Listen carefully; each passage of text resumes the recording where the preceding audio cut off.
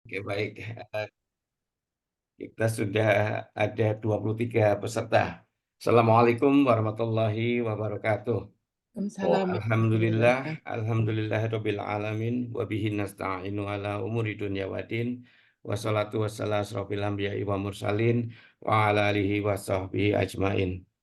Asyhadu an la ilaha illallah wa asyhadu anna Muhammadan abduhu wa rasuluh. Allahumma sholli ala Muhammad wa ala ali Muhammad. Puji dan syukur, marilah kita panjatkan kehadirat Allah Subhanahu wa Ta'ala atas segala nikmat dan karunia yang senantiasa dicurahkan pada kita semua. Wal khusus pada pagi hari ini kita diberikan nikmat yang luar biasa. Kita dapat berkumpul, bertolabul ilmi dalam kondisi yang sehat tanpa kurang suatu apa. Salam dan salawat semoga tercurah kepada junjungan kita Nabi besar Muhammad SAW beserta keluarga, para sahabat dan pengikutnya yang istiqomah, dan semoga kita termasuk pengikut beliau yang akan mendapatkan syafaat beliau di yaumil kiamah nanti.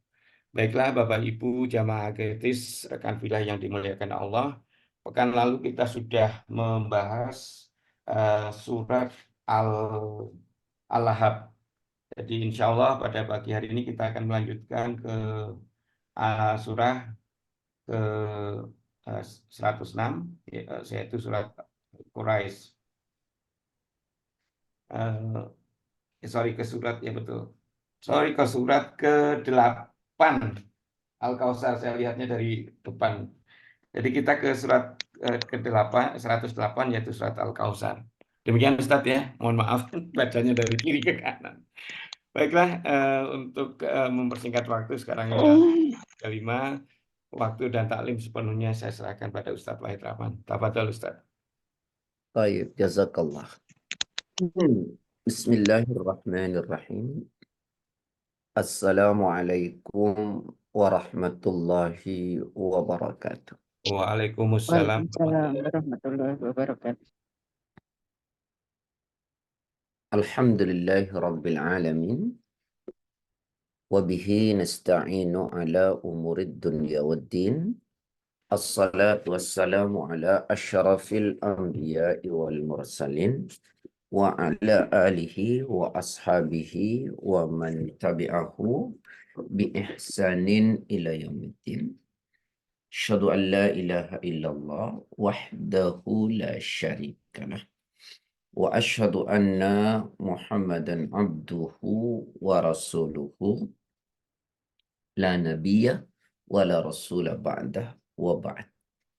Alhamdulillah, puji syukur pada Allah karena sungguh atas nikmat izin serta karunia-Nya pada pagi ini Allah masih menganugerahkan kita nikmat iman, Islam, kesehatan, kesempatan waktu sehingga kita bisa bersama-sama dalam kajian ini.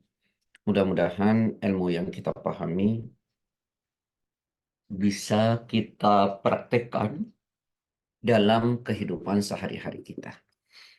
Salawat beserta salam semoga senantiasa tercurah kepada Rasulullah SAW, pada keluarganya, sahabat-sahabatnya, pengikut-pengikutnya, dan tentu kita semua yang mengikutinya.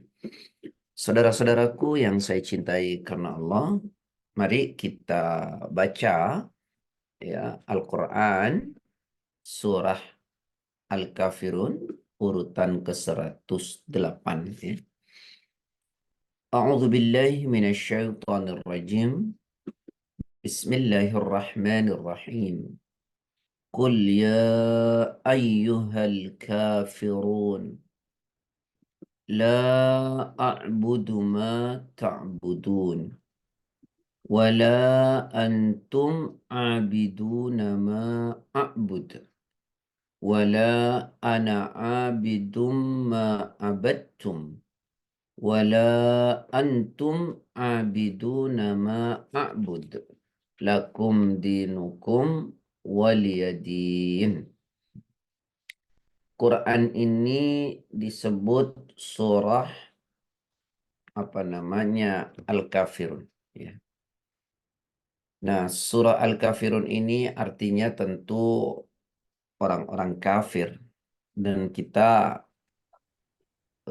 apa namanya, kata kafir ini adalah terminologi agama ya. Jadi tidak usah eh, ada rasa apa ya, ketakutan, kerisauan tentang surah Al-Kafirun. Al-Kafirun itu disebut orang-orang kafir itu di luar Islam ya kafir. Dan ini terminologi dalam agama dan ini tidak ada persoalan gitu ya. Jangan kemudian dengan terminologi ini seolah-olah menjadi momok yang menakutkan, kemudian hidup kehilangan toleransi. Tidak demikian. Justru ayat ini bicara soal toleransi yang sangat kuat ya. Beberapa waktu lalu kata kafir ini seolah-olah menjadi momok gitu ya. Dan yang saya nggak ngerti yang mempermasalahkan ya umat Islamnya. Padahal teman-teman kita, saudara kita di luar Islam ya tidak ada masalah. Sama dengan terminologi agama mereka ketika mengatakan orang di luar kelompok mereka apa kambing yang tersesat, domba yang tersesat. Itu pun kita tidak tersinggung karena itu memang terminologi agama mereka, gitu kan? Itu nggak ada persoalan selama terminologi-terminologi ini tidak ada dalam undang-undang bernegara, gitu ya. Baru itu akan menimbulkan intoleransi. Selama itu terminologi agama dipahami dalam agamanya masing-masing ya nggak ada masalah. Jangan ya wah nggak pas nih kata ini, lalu kemudian nggak toleransi, nggak ada cerita. Justru Al-Kafirun ayat ini bicara soal toleransi yang begitu sangat kuat. Ya. Baik, teman-teman sekalian, surat Al-Kafirun ini diturunkan sebelum hijrah. Ya, sebelum hijrah. Berarti surat ini termasuk surah Makkiyah. Ya, surah Makkiyah.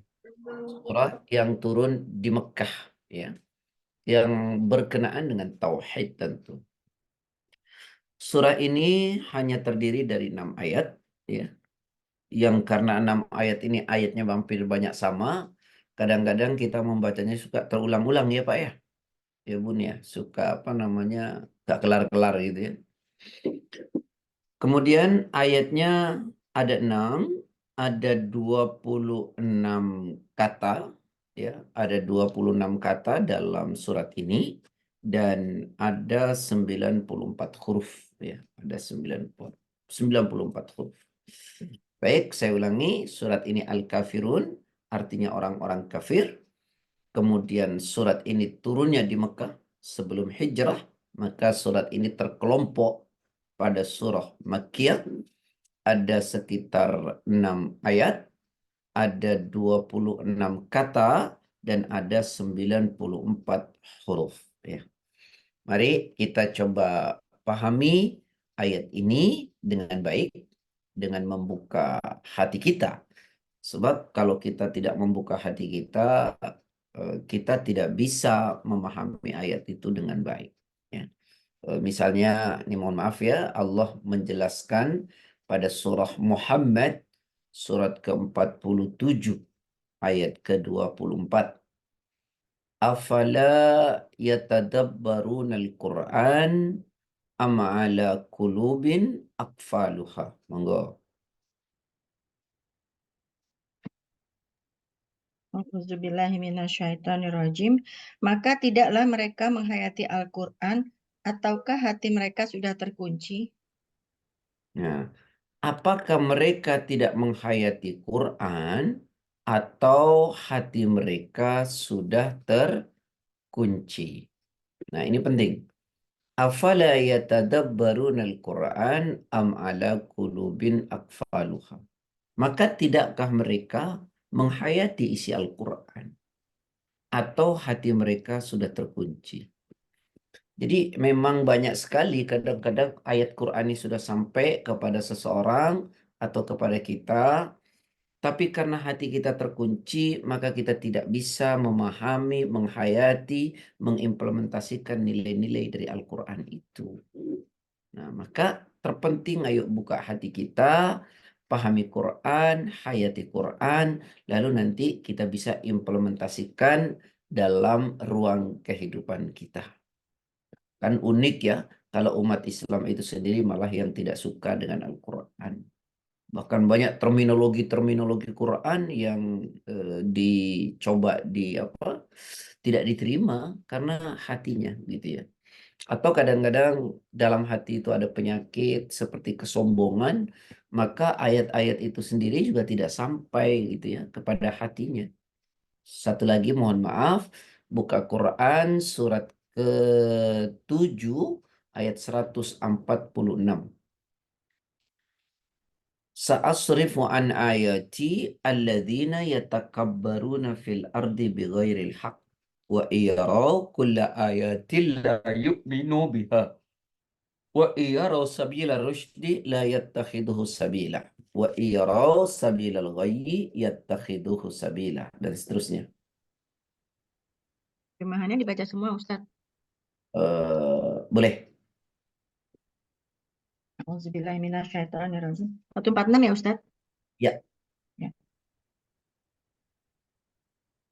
Akan aku palingkan dari tanda-tanda kekuasaanku orang-orang yang menyombongkan diri di bumi tanpa alasan yang benar. Kalaupun mereka melihat setiap tanda kekuasaanku, mereka tetap tidak akan beriman kepadanya. Dan jika mereka melihat jalan yang membawa kepada petunjuk, mereka tidak akan menempuhnya. Tetapi jika mereka melihat jalan kesesatan, mereka menempuhnya. Yang demikian adalah karena mereka mendustakan ayat-ayat kami dan mereka selalu lengah terhadapnya. Ya. Aku akan memalingkan manusia, kata Allah, dari tanda-tanda kekuasaanku, ayat-ayatku. Siapa? Orang-orang yang menyombongkan diri di muka bumi tanpa alasan yang benar. Artinya bahwa dalam hatinya itu ada penyakit ya, penyakit sombong, sehingga merasa Quran ini tidak ada apa-apanya. Nah, kemudian kata Allah, wa iyarau kulla ayatin la yu'minu biha. Ketika diperlihatkan tuh ayat-ayat Allah, isi Al-Quran, ya mereka nggak bisa beriman, nggak mau mengimaninya. Karena ada penyakit dalam hatinya. Penyakit angku, penyakit sombong, menyepelekan firman Allah, merasa dirinya hebat, pintar. Nah, ini yang menyebabkan kadang-kadang orang tuh tidak bisa menerima kebenaran, tidak bisa menerima ayat-ayat Allah, tidak bisa menerima Al-Quran. Bahkan tadi saya bilang, orang Islam mencemooh terminologi Al-Quran. Itu yang saya nggak paham. Orang di luar Islam misalnya mencemooh terminologi Quran, ya oke lah ya, non-Muslim. Tapi kalau orang Islam mencemooh terminologi Quran itu kan aneh, ajaib lah menurut saya gitu ya. Jadi seolah-olah firman ini kan menjadi tidak benar. Ya, begitu. Baik, ya. Ini sekelumit untuk menyadarkan diri saya agar kita mau membuka diri terhadap isi semua Al-Quran yang di dalamnya tidak ada keraguan sama sekali. Baik, sebelum saya sampaikan tentang isinya, saya sampaikan asbabun nuzul. Asbabun nuzul itu kronologis turunnya dari ayat-ayat Quran, surat Al-Kafirun ini. Banyak sekali ulama-ulama menuturkan dan para sahabat, saya hanya ingin menyampaikan seperti sahabat Ibnu Abbas yang menjelaskan tentang kronologis turunnya ayat Quran ini, surat Al-Kafirun ini. Jadi begini, awal-awal Islam itu turun di kota Mekah ketika Nabi mengajak mentauhidkan Allah, ya, bertauhid, mengajak kepada agama Islam, bahwa dikatakan ini agama yang benar, siapa mencari agama selain Islam tidak diterima gitu ya. Nah, itu ada dalam misalnya Quran surat ketiga ayat 85 ya. Allah Ta'ala berfirman, Inna dina indallahil Islam. Kemudian dalam ayat yang lainnya, wa may yabtaghi ghairal Islam dinan fala yuqbal minhu. Ayo. Ya, surat 3 ayat 85, monggo.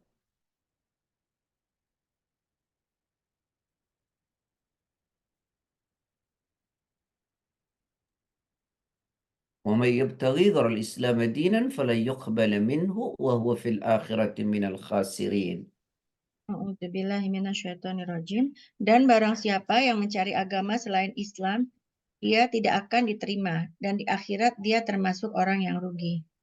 Ini ayat-ayat yang disampaikan oleh Nabi ya, bahwa awalnya inna dina indallahil Islam, agama yang benar di sisi Allah hanya Islam. Wa may yabtaghi ghairal Islam dinan fala yuqbala minhu. Siapa mencari agama selain Islam maka tidak diterima. Ini yang disampaikan oleh Rasulullah ya. Jadi tentang Islam ini. Nah, ketika Nabi berdakwah tentang Islam, tentang tauhid, maka mereka orang-orang kafir itu menentang. Sangat luar biasa. Dan mereka lakukan dengan cara apapun agar Rasulullah berhenti dalam dakwah. Ya, mulai dari celaan, hinaan, intimidasi, dan seterusnya.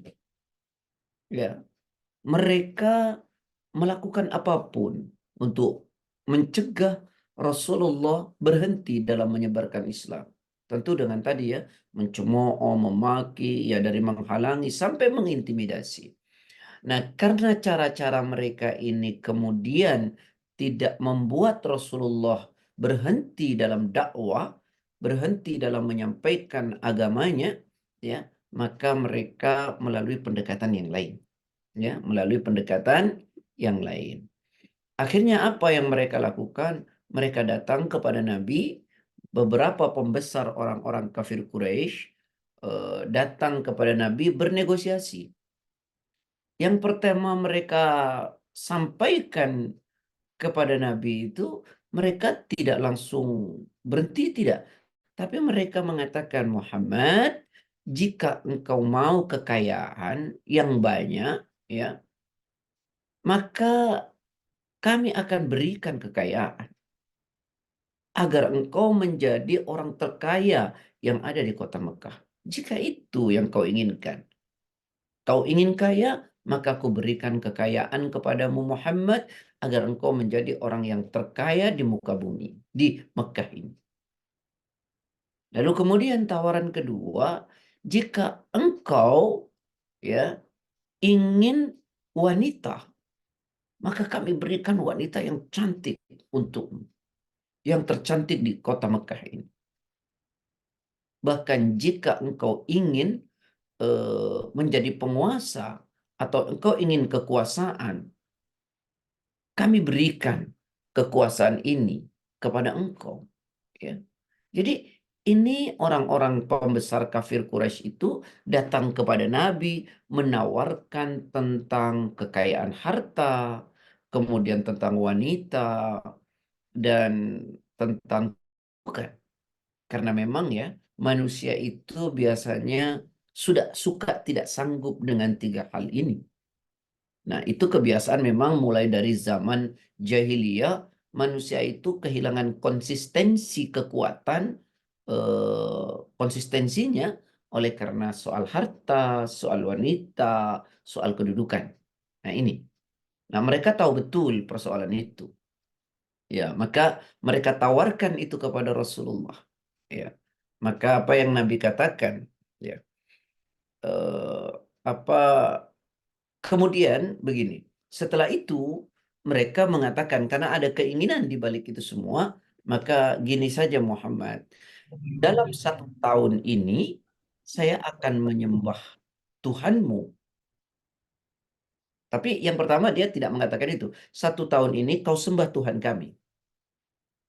Ya, jika engkau sudah menyembah Tuhan kami dan ternyata agama yang kami yang benar, engkau telah mendapatkan keuntungan. Nah, tahun berikutnya nanti saya akan sembah Tuhanmu. Ya, jika agamamu benar, maka kami juga mendapatkan keberuntungan. Ini negosiasi yang mereka tawarkan kepada Nabi setelah mereka menghalangi dakwah Nabi tidak berhasil. Ya, mulai dari tadi saya sampaikan intimidasi dan macam-macam sampai kepada memberikan satu tawaran duniawi gitu ya. Nah, ini yang dilakukan oleh orang-orang kafir Quraisy saat itu ya untuk menghentikan Nabi di dalam berdakwah. Nah, ini kronologis turunnya surat Al-Kafirun. Ya, kronologisnya begitu. Mereka datang menawarkan kekayaan, wanita, kedudukan, lalu kemudian di balik itu mereka mengatakan, ayo kita berdamai, saya sembah Tuhan, kamu sembah Tuhan kami selama 1 tahun, kalau agama kami benar, kau setelah mendapatkan keuntungan, nanti tahun berikutnya kami akan menyembah Tuhanmu, jika benar maka kami akan mendapatkan keberuntungan. Ini seolah-olah kan ilmiah. Tapi tidak dengan tawaran keyakinan demikian kan. Nah, tapi kemudian setelah itu turunlah Quran surat Al-Kafirun ini ya kepada Nabi Muhammad sallallahu alaihi wasallam. Ini kronologisnya. Ini apa namanya asbabun nuzulnya. Baik, sekarang kita baca keutamaannya, baru nanti tafsirnya ya. Nah, keutamaan surat ini ya atau kedudukannya disebutkan oleh dalam sebuah hadis, tentu hadis berjalur dari Anas bin Malik, diriwayatkan oleh Imam Tirmidzi, bahwa surat Al-Kafirun ini diumpamakan seperempat Al-Quran. Seperempatnya isi Al-Quran. Diriwayatkan oleh Imam Tirmidzi berjalur dari sahabat Anas bin Malik. Kata Rasul, qala Rasulullah sallallahu alaihi wasallam, Rasulullah sallallahu alaihi wasallam bersabda, "Man qara'ah, barang siapa membaca, Qul ya ayyuhal kafirun, yaitu Qul ya ayyuhal kafirun, surat Al-Kafirun, adalat bi rubai Al-Qur'an." Yaitu kata Nabi laksana atau sepadan baginya dengan membaca seperempat Al-Quran.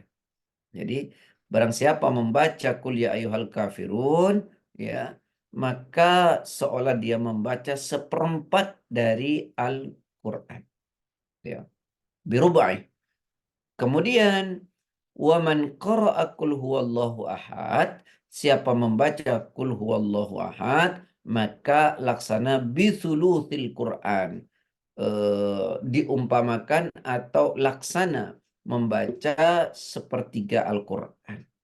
Nah, ini yang pertama. Jadi surat Al-Kafirun ini dianggap ya, kalau kita membacanya itu sepadan dengan membaca seperempat Al-Quran. Kalau baca surat Al-Ikhlas dianggap sepertiga membaca Al-Quran. Hadis riwayat Imam Tirmidzi berjalur dari sahabat Anas bin Malik. Ya. Bahkan Nabi Muhammad ini yang pertama ya, apa namanya keutamaan yang pertama. Kemudian keutamaan yang kedua perlu diperhatikan. Qala Rasulullah sallallahu alaihi wasallam, Rasulullah sallallahu alaihi wasallam bersabda, "Iqra inda manamika. Qul ya ayyuhal kafirun." Qala thumma nam ala khatimatiha fa innaha bara'atum minasyirki. Akhrajahu Muslim. Ya. Hadis ini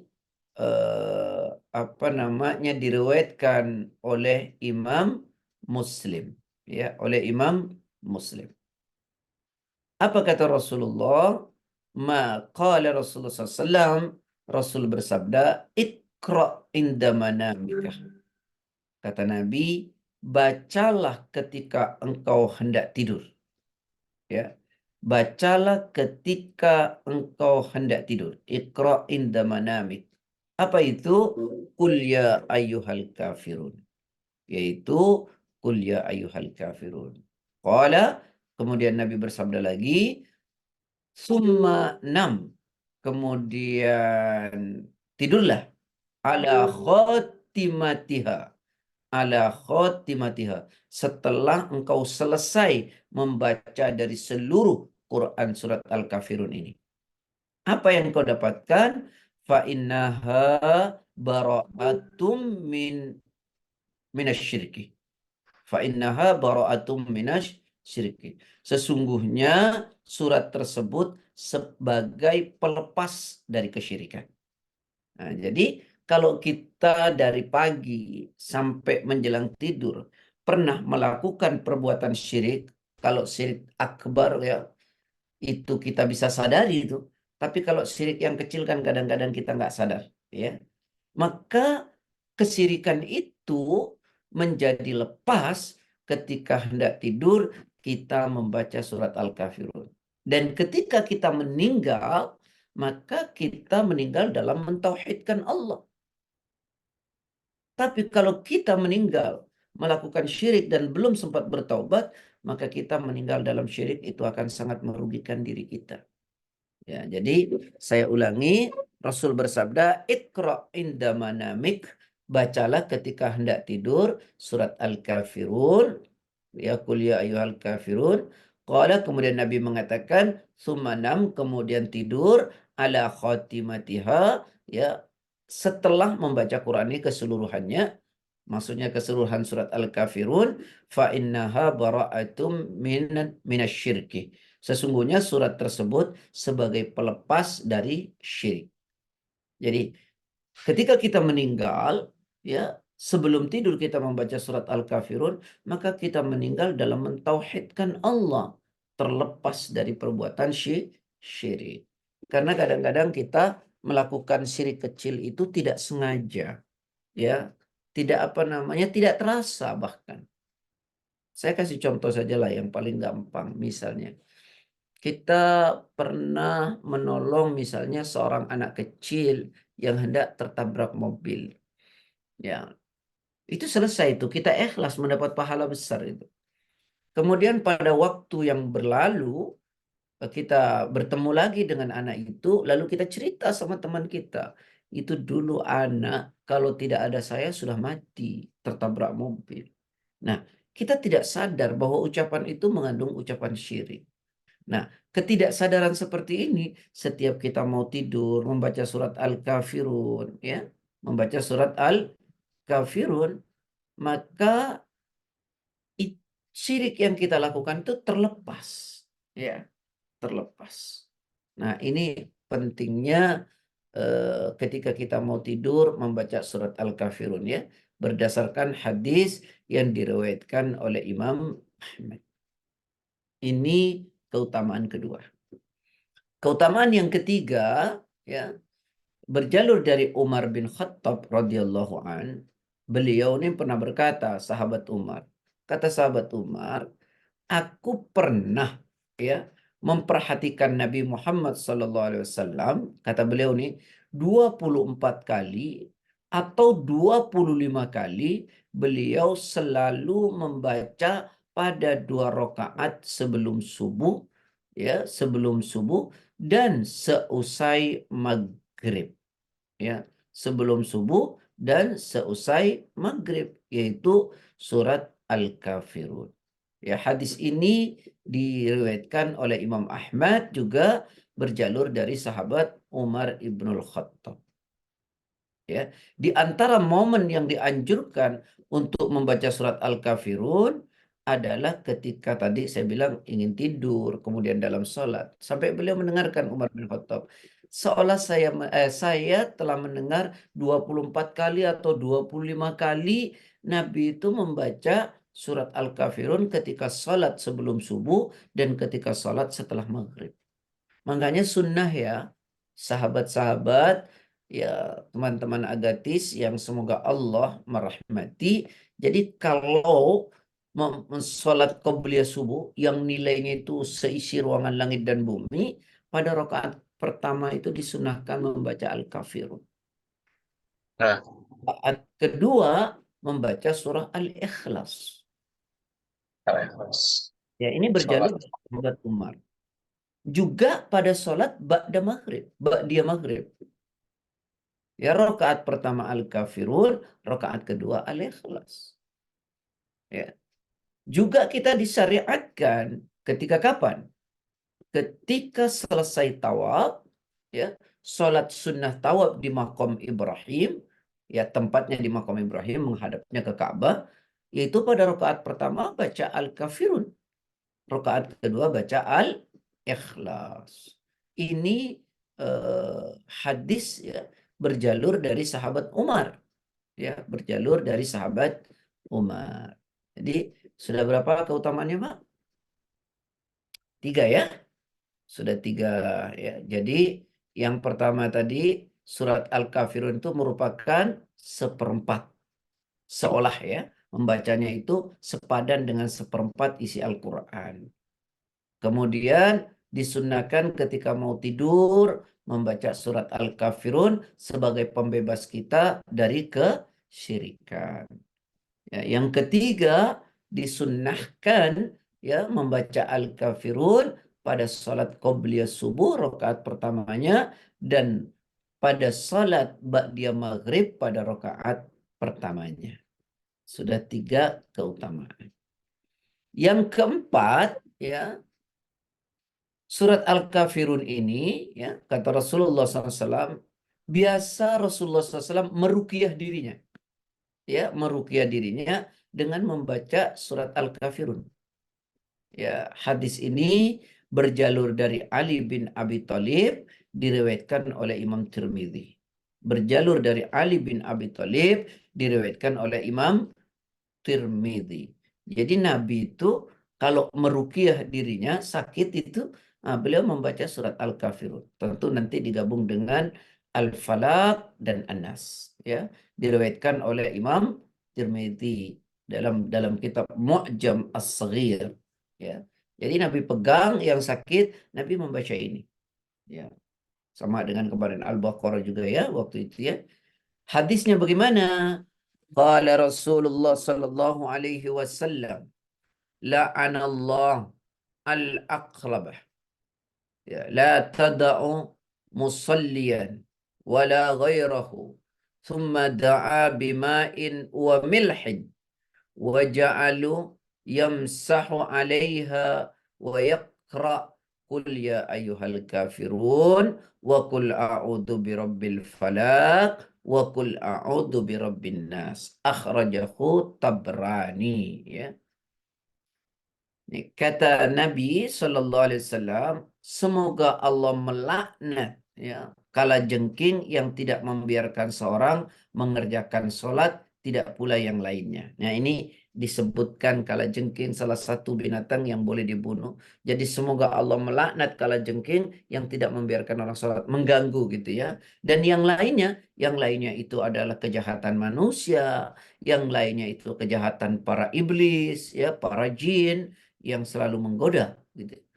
Kemudian beliau Nabi meminta diambilkan air dan garam. Makanya ini salah satu metode yang diajarkan Nabi. Jika di rumah itu ada banyak gangguan setan begitu, maka ambillah air dan garam atau garam dilemparkan di pinggir-pinggir rumah kita. Ini syar'i. Ada hujjahnya ya. Kemudian beliau meminta diambilkan air dan garam. Lalu beliau mengusapkan kepada bekas ya sengatannya sambil membaca. Nah, jadi qul huwallahu qul ya ayyuhal kafirun qul a'udzu birabbil falaq qul a'udzu birabbin nas ya. Dan di sini tidak ada hitungan ya, tidak ada sekali dua kali. Nabi membacanya sekali-sekali ya. Hadis ini menurut Syekh Albani sahih. Jadi kalau kita tersengat apa ya, ambil air, campur garam, kemudian usapkan ke yang sakit, baca Al-Kafirun, Al-Falaq dan An-Nas. Ya, gitu. Bahkan di rumah tuh kalau banyak gangguan begitu, ya binatang atau apa saja, bacakan Al-Kafirun sambil tadi ambil garam, taruh di di rumah itu, maka insya Allah hilang. Insya Allah. Saya dulu pernah ya ada jemaah itu yang di rumahnya itu selalu ada banyak binatang. Ya, yang saya juga binatangnya enggak ngerti kayak hitam-hitam itu. Banyak sudah disapu, besok pagi ada lagi banyak gitu. Nah, saya kemudian bacakan hadis ini ya kepada jemaah itu untuk mengambil air dan garam, kemudian bacakan surah Al-Kafirun, Al-Falaq dan An-Nas, dan alhamdulillah biiznillah atas izin Allah, maka sudah tidak ada lagi binatang-binatang tersebut. Ya. Jadi ini disunnahkan. Begitu juga ketika kita sakit karena sengatan atau apa saja. Ya, wallahu a'lam. Ini sekelumit tentang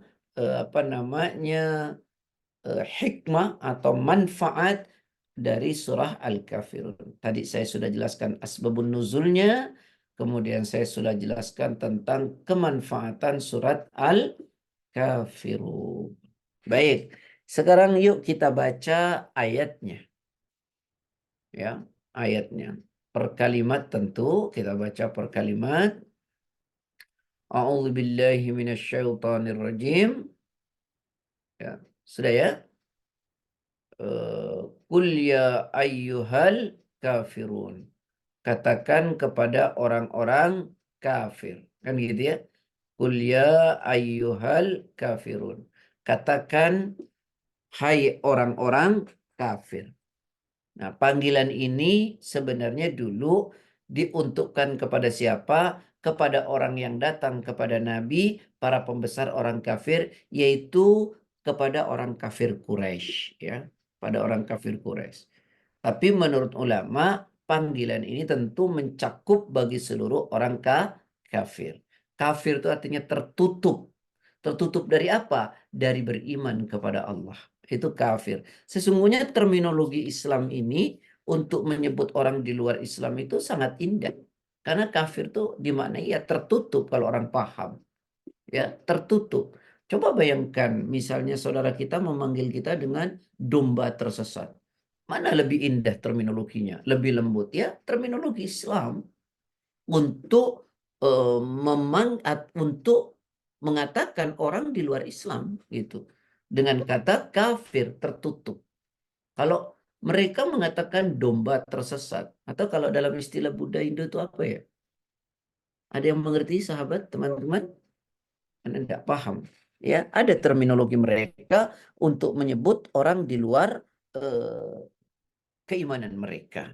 Nah, sekali lagi ini bukan hal yang mengerikan, terminologi agama, jangan ya apa ya, ya seolah-olah sesuatu yang menakutkan. Baik ya, jadi kata kafirun ini awalnya memang untuk orang yang datang kepada Nabi, Allah terjelaskan, pembesar orang kafir, untuk orang kafir Quraisy, tapi ini maknanya mencakup bagi seluruh orang kafir yang ada di muka bumi ini. Ya, itulah kuliah ayuhal kafirun. Ketika mereka tadi menawarkan tentang beberapa hal kekayaan dan macam-macam, lalu mereka mengatakan, kamu sembah Tuhan kami selama 1 tahun, nanti saya sembah Tuhan kamu selama 1 tahun, agar kita bisa hidup berdamai. Itu toleransi yang ditawarkan oleh pembesar kafir dulu. Jadi kalau ada toleransi sekarang yang ditawarkan teman-teman ya kita ke gereja, orang ke gereja, ke masjid, hidup damai berdampingan, begitu, itu sebenarnya ide usang ya. Karena itu idenya orang kafir Quraisy 1430 tahun lalu. Ya, maka ide itu bukan ide keren, ide usang. Karena nggak mungkin keyakinan bisa dipaksakan. Oleh karena itu pada ayat keduanya, la a'budu ma ta'budun.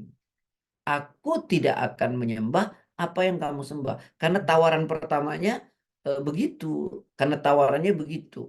Kamu sembah Tuhan kami selama 1 tahun. Maka la a'budu ma ta'budun. Saya tidak mungkin menyembah Tuhan yang kamu sembah. Ya, artinya aku tidak akan turut menyembah berhala gitu, Lata, Uzza, dan tandingan-tandingan yang kalian miliki gitu. Nggak mungkin. Karena orang menyembah itu kan soal agama dan keyakinan. Ya, dan keyakinan. Maka tidak bisa keyakinan itu dipaksakan. Namanya kalau dipaksakan maka tidak menjadi sebuah keyakinan. Dan ini berlanjut ya kepada para sahabat itu. Makanya sahabat itu Pak, walaupun dipaksa untuk menyembah ya keluar dari Islam, itu begitu kuat. Saya pernah bercerita, kalau tidak lupa saya kepada jemaah, tentang kisah Amr bin Yasir, ya. Amr yaitu anak muda, Yasir ayahnya, dan Sumayyah ibunya. Ya. Ketika misalnya Rasul mengatakan la tusyrik billahi syai'an wa in kuttita au khurriktah. Jangan pernah engkau mempersekutukan Allah dengan sesuatu, sekalipun engkau akan dipenggal lehermu dan sekalipun engkau akan dibakar. Ya. Nah ini jangan pernah, kata Nabi. Coba lihat Nabi Ibrahim bertahan dengan keyakinannya sampai Namrud melemparkannya ke dalam api. Ya, bagaimana orang yang mau dipenggal lehernya, seperti kisah Yasir dan Sumayyah, juga anaknya Amr. Jadi ini budak, Pak. Sekeluarga ini budak kecil, budak keluarga kecil ini masuk Islam, ketiga-tiganya, ayah, istri dan anaknya masuk Islam, lalu kemudian si majikan ini mencaci si Yasir yang sudah masuk Islam. Yasir mengatakan, kau boleh katakan apa saja tentang diriku karena aku adalah apa namanya budakmu. Tapi jangan pernah kau ganggu keyakinanku. Ditebas, Pak. Istrinya Sumayyah itu ditombak sampai tembus. Nah, Amr kecil, Amr muda itu diseret, disiksa luar biasa. Dikatakan kau keluar dari agama Muhammad ini, kau keluar dari Islam, maka selesai siksaan ini. Dicelupkan ke dalam air berulang-ulang. Nah, dalam siksaan yang begitu sangat luar biasa itu sempat terlontar list dari kata Amr, iya saya keluar dari Islam, maka kemudian diberhentikan itu siksaan. Dan Amr dibebaskan oleh mereka orang kafir Quraisy. Dia sedih betul dengan keadaan itu. Maka berjumpa dengan Nabi dan dia ceritakan kepada Nabi semua apa yang dia alami, maka turunlah Quran surat 16 ayat 106. Coba lihat. Allah. Monggo. Surat 16 ayat 106.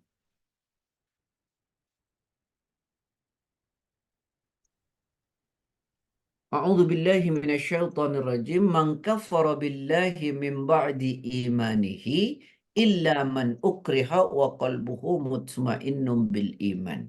Walakin man syaraha bil kufri sadran fa'alaihim ghadabun minallah wa lahum adzabun azim. Monggo. A'udzubillahiminasyaitonirrajim.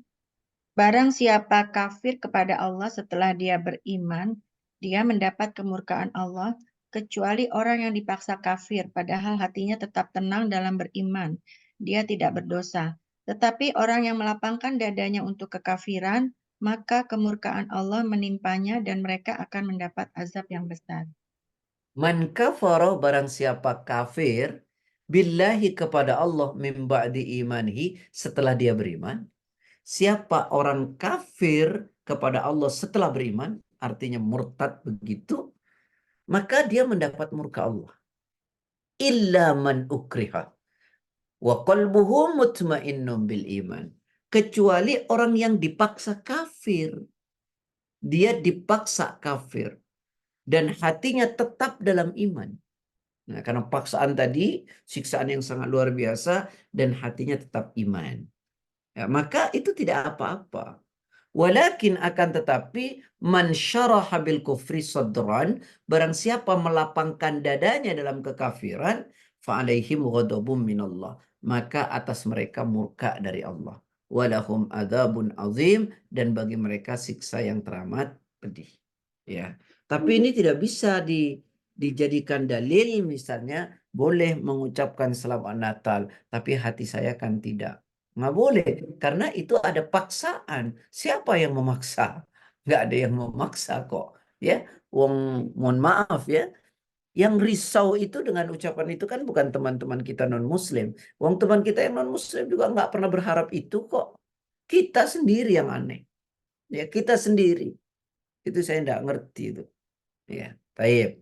Ya, sudah dipahami ya.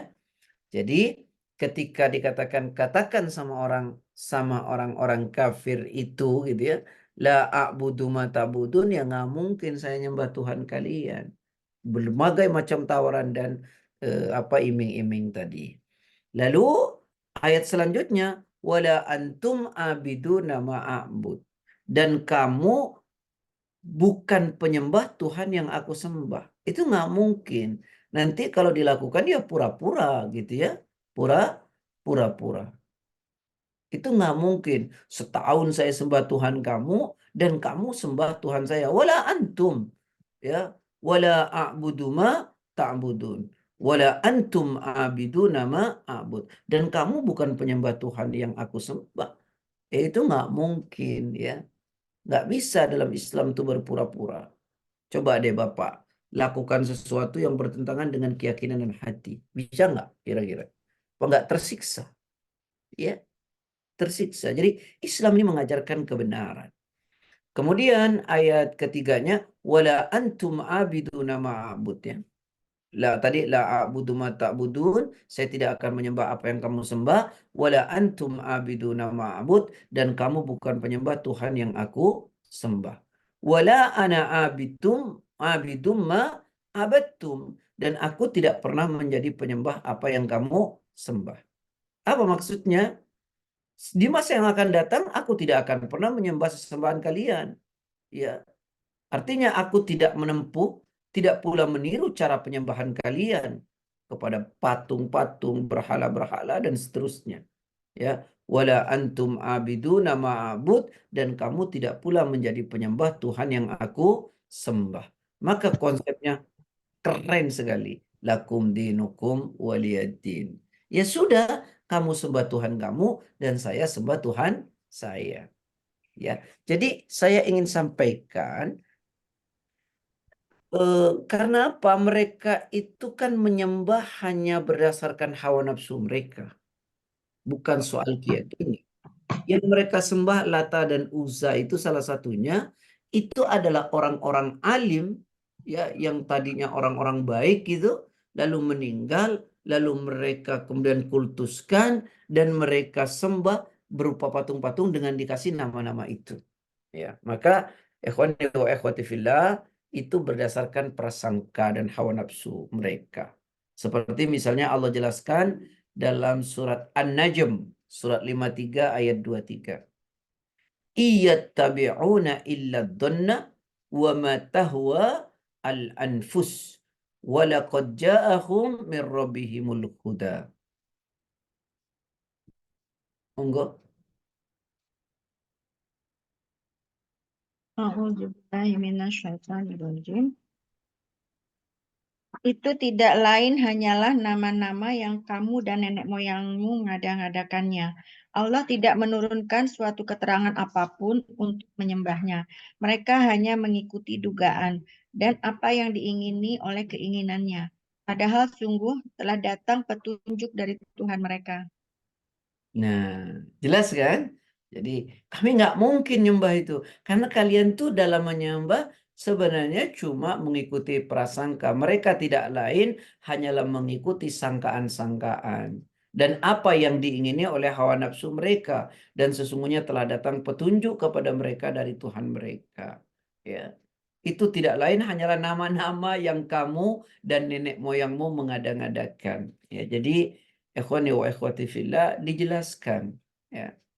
Nah, teman-teman sekalian, ya, maka kita berlepas diri itu dari itu semua. Ya, sebagaimana tadi Nabi mengatakan, Allah menjelaskan kepada Nabi, wala antum abiduna ma'bud. Kamu nggak mungkin nyembah Tuhan saya juga nggak mungkin. Ya. Jadi tidak ada sesembahan yang berhak untuk disembah melainkan Allah Subhanahu wa taala. Sehingga tidak ada jalan yang mengantarkan kepadanya melainkan jalan yang dibawa oleh Rasulullah Sallallahu Alaihi Wasallam. Ya, adapun orang-orang yang musyrik itu mereka yang beribadah kepada selain Allah. Ya, coba saya ingin menyampaikan ya, bahaya sekali orang menyekutukan Allah, itu bahaya sekali. Bahaya itu luar biasa. Ya. Coba bagaimana bahayanya orang menyembah atau melakukan perbuatan syirik itu. Mulai dari yang paling ringan aja deh. Coba buka surat 6 ayat 82. Alladzina amanu walam yalbisu imanahum bidzulmin ulaika lahumul amnu wa hum muhtadun. A'udzubillahi minasyaitonirrajim. Orang-orang yang beriman dan tidak mencampur adukan iman mereka dengan syirik, mereka itulah orang-orang yang mendapat rasa aman dan mereka mendapat petunjuk. Nah, orang-orang yang beriman yang tidak mencampur adukan imannya dengan syirik, apa keagungan yang dia dapatkan? Mereka itulah orang yang mendapatkan rasa aman dari Allah. Dan mereka senantiasa akan mendapatkan petunjuk dari Allah. Ya. Itu orang yang beriman dengan benar, yang tidak mempersekutukan Allah. Nah, kalau mempersekutukan gimana? Ini mohon maaf kalau saya menyampaikan ini ya. Jangan kemudian nanti, oh kok Ustadz ini keras betul. Enggak. Karena ini bentuk cinta dan sayang. Agar kita tidak mempersekutukan Allah. Sebab orang mempersekutukan Allah itu, mohon maaf nih, amalnya itu sia-sia. Ibadah yang dia lakukan selama ini itu menjadi sia-sia karena melakukan perbuatan syirik. Contoh ayatnya mana?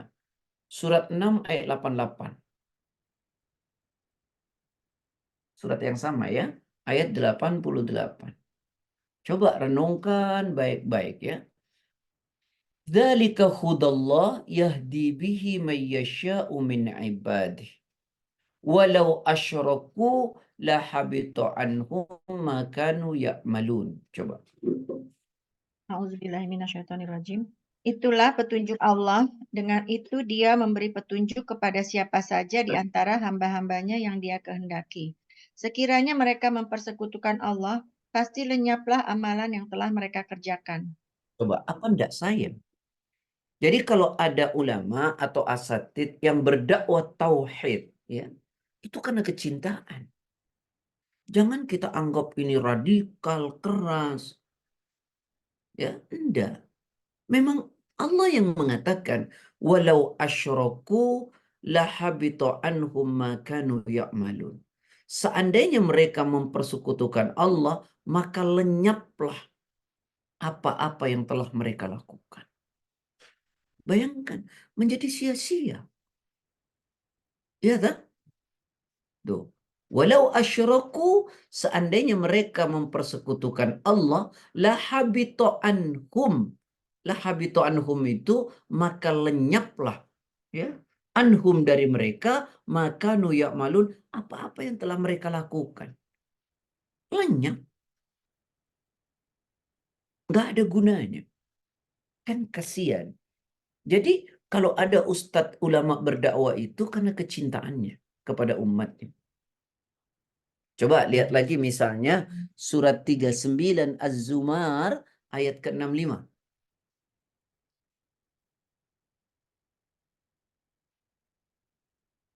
A'udzu billahi minasyaitonir rajim.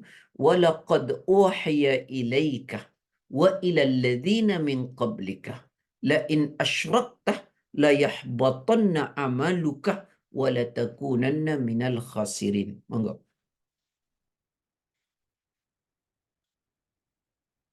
Ayat berapa, Ustaz? Ayat 65.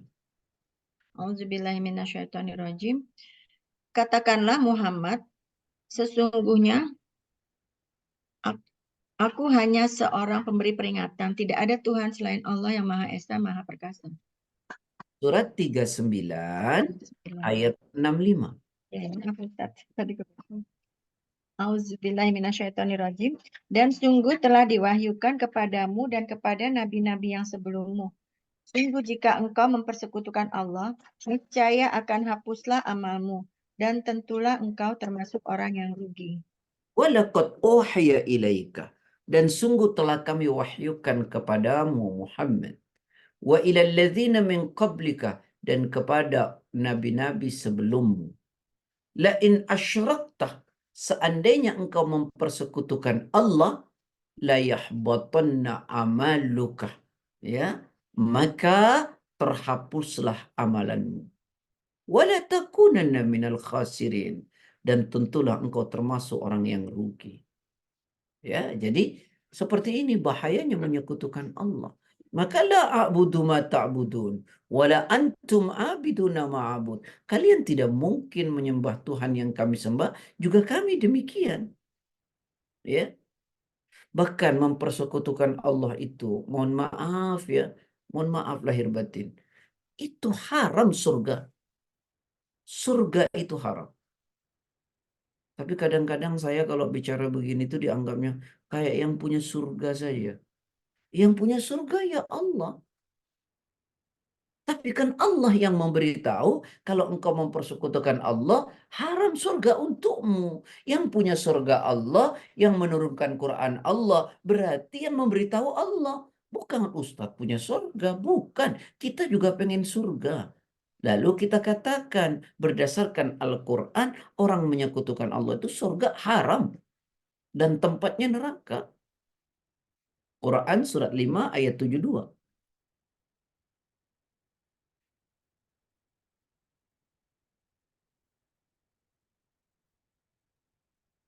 Surat kelima ayat 72.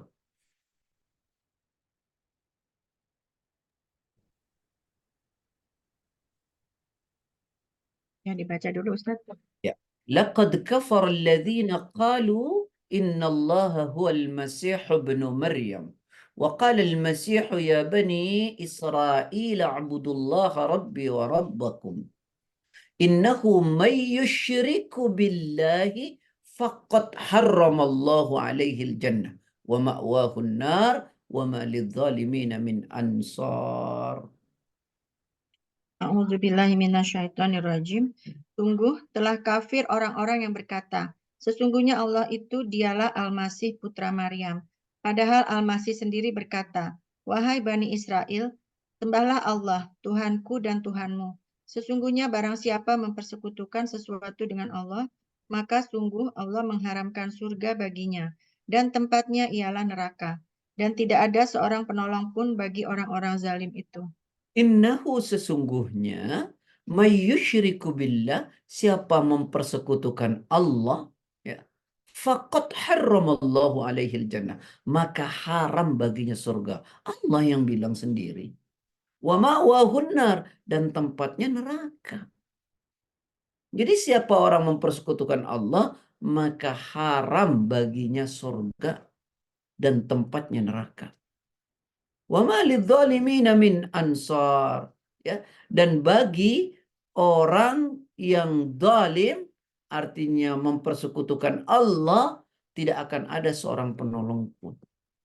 Nah, ini bahayanya. Makanya kenapa tadi ya saya nggak mungkin nyembah Tuhan yang kalian sembah. Ujung ayat ini, lakum dinukum waliyadin, ya, untukmu agamamu dan untukku agamaku. Nah, ini satu toleransi yang sangat luar biasa. Kita nggak usah saling mengganggu. Ya wes, masing-masing, bagimu agamamu, bagiku agamaku. Bukankah ini tawaran paling keren? Ya, paling keren. Bukankah ini toleransi paling keren? Ya, paling keren. Tidak ada toleransi lebih dari ini. Ya. Ya, sama tuh dengan ayat-ayat yang lain yang mengatakan, misalnya ya sudah, amalanmu ya amalanmu, amalanku ya amalanku, agamamu ya agamamu, agamaku agamaku. Ya. Seperti misalnya surat Yunus ayat 10. Ya, surat Yunus, mohon maaf, surat Yunus ayat 41. Maksudnya surat 10. Wa in kadzabuka faqul li amali wa lakum amalukum antum bari'una mimma a'malu mimma, ya? Wa in kadzabu wa in kadzabuka faqul li amali wa lakum amalukum antum bari'una mimma a'malu, ya, wa ana bari'um mimma ta'malun. Monggo. A'udzubillahiminasyaitonirrajim. Dan jika mereka tetap mendustakanmu Muhammad, maka katakanlah, bagiku pekerjaanku dan bagimu pekerjaanmu. Kamu tidak bertanggung jawab terhadap apa yang aku kerjakan, dan aku pun tidak bertanggung jawab terhadap apa yang kamu kerjakan. Sama tuh. Lakum dinukum waliyadin. Bagimu agamamu, bagiku agamaku. Ya, jika mereka mendustakan kamu Muhammad wa in kadzabuka. Ya. Jika mereka mendustakan kamu, fakulli amali walakum amalukum. Bagiku ya pekerjaanku, bagimu ya pekerjaanmu. Ya, gitu. Antum bariuna mimma malu, ya mimma amal. Kamu berlepas diri terhadap apa yang aku kerjakan. Wa ana bari'um mimma ta'malun. Dan kami juga, saya berlepas diri dari apa yang kamu kerjakan. Ya wes dewe-dewe aja. Itu masing-masing gitu ya. Atau seperti dalam Quran surat yang lain, misalnya surat 28 Al-Qasas ayat 55. Lana a'maluna walakum a'malukum. A'udzubillahiminasyaitonirrajim. Dan apabila mereka mendengar perkataan yang buruk, mereka berpaling darinya dan berkata, bagi kami amal-amal kami dan bagimu amal-amal kamu. Semoga selamatlah kamu. Kami tidak ingin bergaul dengan orang-orang bodoh. Nah, amalmu ya agamalmu, amalku ya amalku. Ya wes masing-masing. Nggak bisa campur baur begitu ya. Nah begitu mestinya yang diperlihatkan oleh umat Islam. Ya monggo kalian saudara-saudaraku yang di gereja-gereja, yang wihara-wihara, saya di masjid, nggak usah saling ganggu. Bukan berarti juga umat Islamnya ikut-ikutan. Sampai jagain ceramah di dalam gereja. Saya nggak ngerti sekarang ini. Kenapa jadi begini gitu. Tapi ya memang afwan, saya tidak ingin mengecilkan siapapun. Yang melakukan itu memang orang yang katanya ustadz tapi nggak ngerti apa-apa gitu. Nah, katanya ustadz cuma sorbannya digedein tapi nggak ngerti agama sebenarnya. Maka terjadilah seperti itu. Ya, wallahu alam. Selesai ya surat Al-Kafirun. Baik. Wallahu. Makasih Ustadz atas tausiahnya pada pagi hari ini, materi yang sangat luar biasa, sehingga kita paham bahwa surat Al-Kafirun eh, akan meletakkan tauhid dan keimanan kita yang menjadi lebih kuat lagi dan juga menjadi pembeda antara kita dengan kaum kafir atau yang tertutup tadi. Baiklah, kita buka sesi tanya jawab pada pagi hari ini. Tapi mungkin sebelum itu, Ustadz, ada yang ingin saya tanyakan, Ustadz, mengenai tasyabuh atau mengikuti orang lain atau kepercayaan lain. Sejauh mana tasyabuh ini bisa diterima, ya, Ustadz, bisa diperbolehkan, Ustadz? Tadi misalkan yang tadi merayakan Natal kita udah pasti bahwa itu memang berkaitan dengan ibadah, Ustadz. Tasyabuh seperti apa yang sebenarnya mungkin masih ditoleransi, Ustadz? Makasih. Teman-teman sekalian yang dirahmati oleh Allah. Kan dalam ibadah itu ada dua macam atau dalam hal ya kehidupan. Ada yang sifatnya sosial, ada yang sifatnya ibadah ritual. Dalam konteks sosial, selama tidak ada larangan dalam agama, maka nggak ada persoalan. Ya, seperti berpakaian, bergaul, berekonomi, berpolitik, berbudaya. Selama tidak ada larangan dalam agama dan itu dimensinya sosial, nggak ada persoalan.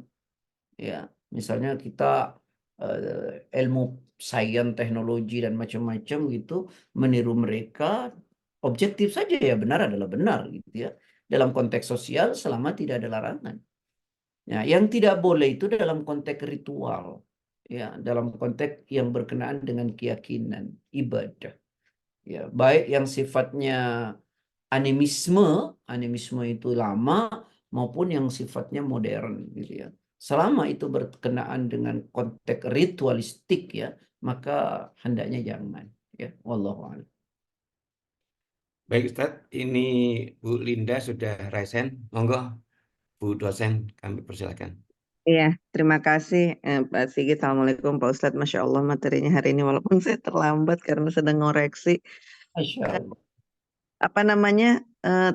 Jadi saya pernah punya gini Ustadz, maksud saya memang kadang-kadang teman-teman kita itu nggak tahu bahwa nyanyi-nyanyinya orang Kristen itu adalah ibadahnya dia gitu, kayak sholatnya dia. Jadi saya punya pengalaman waktu ibunya Kak Krisya meninggal kan orang tuanya masih Kristen, Kak Krisyanya sudah Islam.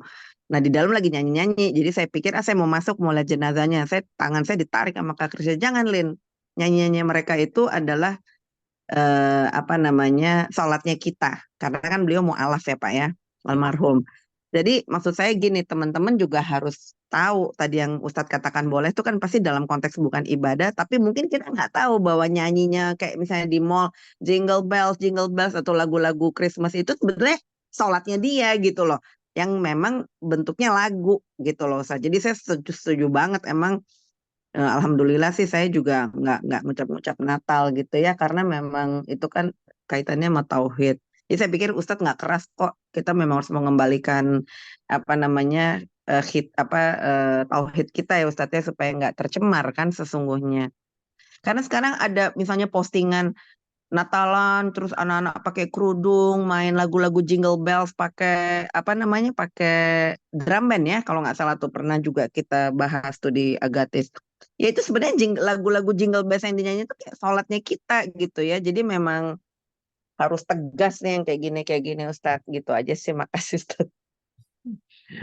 Iya begini Bunda, kadang-kadang memang ketidakpahaman itu yang menjerumuskan diri kita atau membuat kita menjadi salah. Tentu Mm-mm. saat tidak tahu kita tidak berdosa, tetapi orang yang tahu wajib memberitahu. Dan kemudian eh, apa namanya orang tidak tahu itu tidak berdosa, tapi tidak mau tahu itu yang berdosa terus. Ya kan? Mm. Ya, tuh, ada yang tidak tahu memang dia terlepas dari dosa. Lalu Mm-mm. kemudian tahu dia kemudian istighfar mohon ampun kepada Allah. Nah, yang jadi persoalan orang tidak mau tahu. Nah, itu yang jadi persoalan. Mm-mm. Iya, iya, iya. Ya, Allah melindungi kita semua, anak. Amin ya Allah. Oke. Makasih, Ustadz. Cukup, Bu Linda? Ya cukup, terima kasih Oke, banyak. makasih. Jadi kita harus mau tahu ya Ustadz ya. Ya, Harus harus. belajar. Betul-betul. Terima kasih Pak Ya, Sigit. sama-sama. Oke, lanjut. Kita ada yang raise hand. Bu Inayah, selamat. Monggo eh, dibuka mikrofonnya. Oke, Assalamualaikum Ustadz.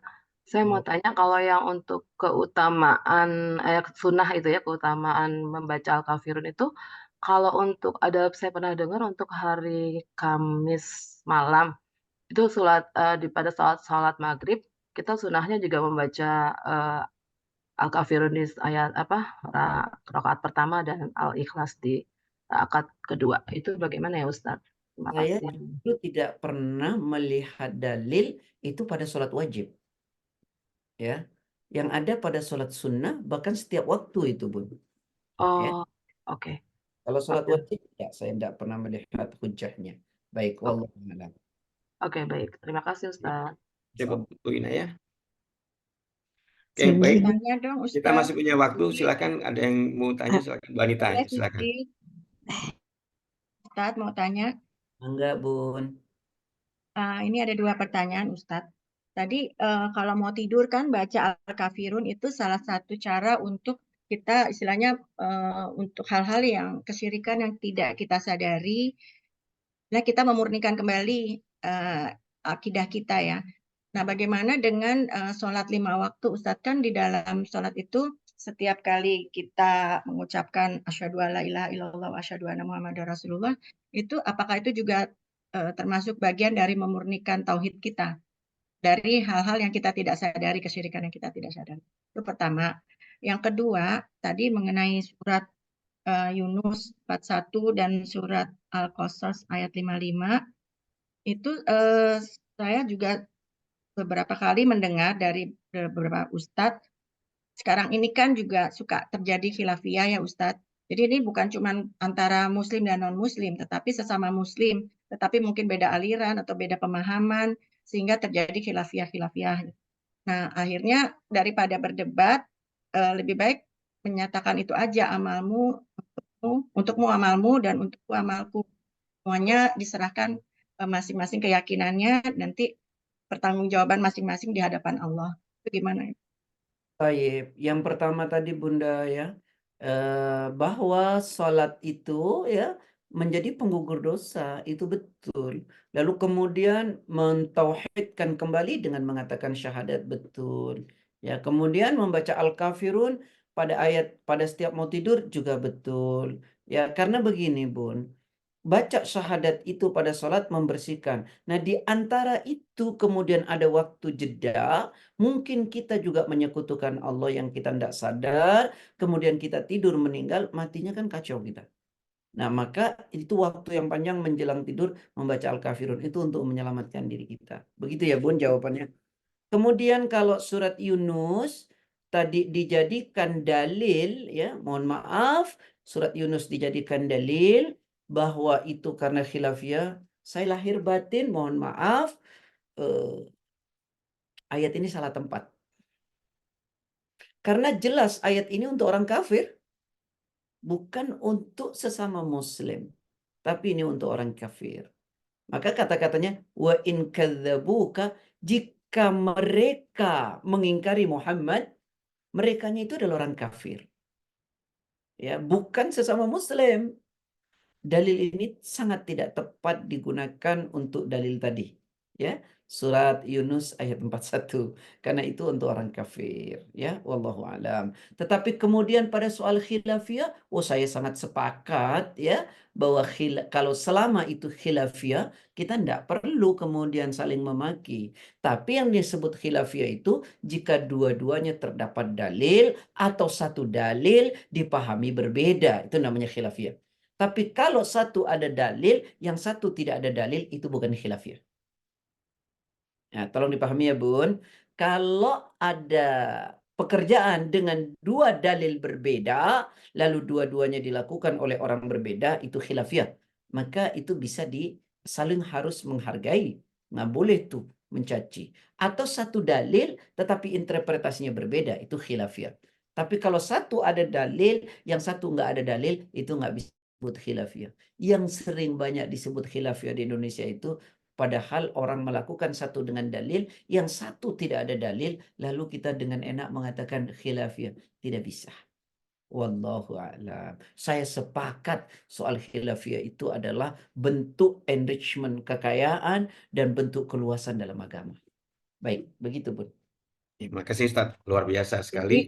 kalau yang dibilang perbedaan itu adalah rahmat, Bukan itu hadis. hanya dalam khilafiyah. Bukan Karena hadis. Itu kata-kata yang dibuat, itu bukan hadis Bun. itu untuk membenarkan yang salah. Ikhtilafu ummati rahmatan, perbedaan antara umatku adalah rahmat. Nah, tidak ada hadis seperti itu. Tapi tolong, bahwa perbedaan itu akan selalu ada karena memang dalil itu luas dan dalil itu banyak. Selama ada dalil, itu khilafiyah, dan satu dalil diinterpretasikan berbeda, itu masih disebut khilafiyah menurut pendapat ulama-ulama ini. Tapi kalau satu berdalil, satu tidak berdalil, itu tidak bisa. Semoga Allah merahmati kita. Baik, Pak Sigit, offset nih sudah kelewatan. Terima kasih, Ustaz. Aduh, Ini yang urut Masih mau bisa nanya nggak? masih banyak Ustaz. Baik, kita simpan pertanyaan Kita minggu teruskan depan minggu mungkin. depan. Ini udah berapa yang buka mikrofon sepertinya. Baiklah Ustaz, Iya. kami tahu Ustaz ada kegiatan lain setelah ini. Untuk itu kami sampaikan terima kasih yang luar biasa atas ilmu dan waktunya pada pagi hari ini Ustaz. Sangat luar biasa. Dan juga kepada teman-teman semua yang sudah berpartisipasi hadir dalam kajian pada pagi hari ini. Semoga materi ini akan menambahkan keimanan kita menjadi lebih baik lagi. Dan juga kita sampaikan terima kasih yang tak terhingga kepada Bu Nani yang sudah menyediakan fasilitas Zoom dan membukakan ayat-ayat Al-Qur'annya. Kemudian juga pada Bu Nita yang membacakan terjemahan, pada Aryesta yang rajin merekam dan mengupload di dalam YouTube kita, dan juga kepada Mbak Dasa yang insya Allah akan segera menayangkan ringkasannya.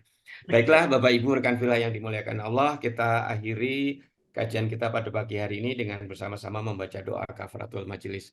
Subhanakallah wa bihamdika asyhadu an la ilaha illa anta astaghfiruka wa atubu ilaik. Mohon maaf apabila ada kekurangan dalam pelaksanaan ini. Assalamualaikum warahmatullahi wabarakatuh.